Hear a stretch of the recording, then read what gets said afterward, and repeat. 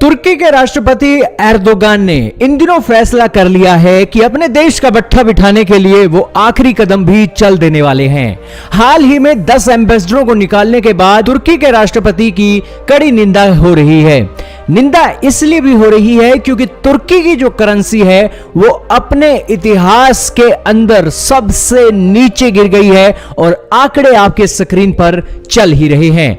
Turkish lira, dollar to Turkish lira की value 9.74 Turkish lira तक हो गई है और ये जो करेंसी है और भी ज्यादा गिर जाएगी अगर तुर्की ने 10 एम्बेसडरों को जो निकाला है उन्हें वापस नहीं बुलाया तो। ये 10 एम्बेसडर किस देश के हैं? फ्रांस के हैं, न्यूजीलैंड के हैं, जर्मनी के हैं, अमेरिका के हैं और ये दुनिया की इकोनॉमी के अंदर सबसे बड़ा एक रोल प्ले करते हैं। और आप समझ सकते हो कि इन देशों के साथ अगर तुर्की अपने रिश्ते तोड़ रहा है, उनके एम्बेसडरों को वापस भेज रहा है, तो जाहिर सी बात है कि आपके देश में निवेशक पैसा कहां से लगाएंगे। तुर्की के राष्ट्रपति की एर्दोगन की जो एक खलीफागिरी है रुकने का नाम नहीं ले रही है। दरअसल ये दोस्तों होता आया है, जो भी तानाशाह होता है, तानाशाही की कुर्सी पर जब उसके चोट पहुंचती है तो इसी तरीके से लड़खड़ाहट देखी जाती है। तुर्की के राष्ट्रपति भी इन दिनों बौखलाए से फिरते हैं, उन्हें समझ नहीं आ रहा है कि किया जाए।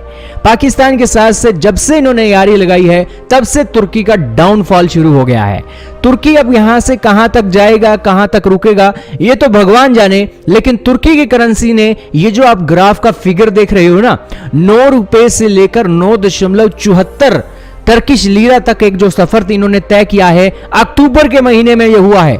2 अक्टूबर आप देख लीजिए, 10 अक्टूबर को क्या था, 18 अक्टूबर के अंदर एकदम से पीक हुआ और यहां पर ये हालात अब ये चल रहे हैं 25 अक्टूबर के अंदर।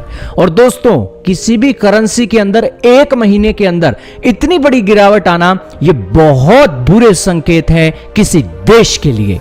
कोविड-19 से तो अब दुनिया उबर चुकी है। आप इसके कंपैरिजन में भारत के रुपए को देखिए तो भारत का रुपया बहुत हद तक स्टेबल है। हमारा रुपया 75-76 रुपए तक पहुंच गया था जब कोरोना की महामारी चल रही थी, लेकिन इन दिनों जो एक रुपया है 74 तो कभी 75 तक चला जाता है, इससे ज्यादा नहीं गिरता है और ये एक स्टेबल इकोनॉमी की ओर इशारा कर रही है और निवेशक भी अब तुर्की को छोड़कर भारत आने वाले हैं। क्या कहना चाहेंगे कमेंट सेक्शन में जरूर बताइएगा।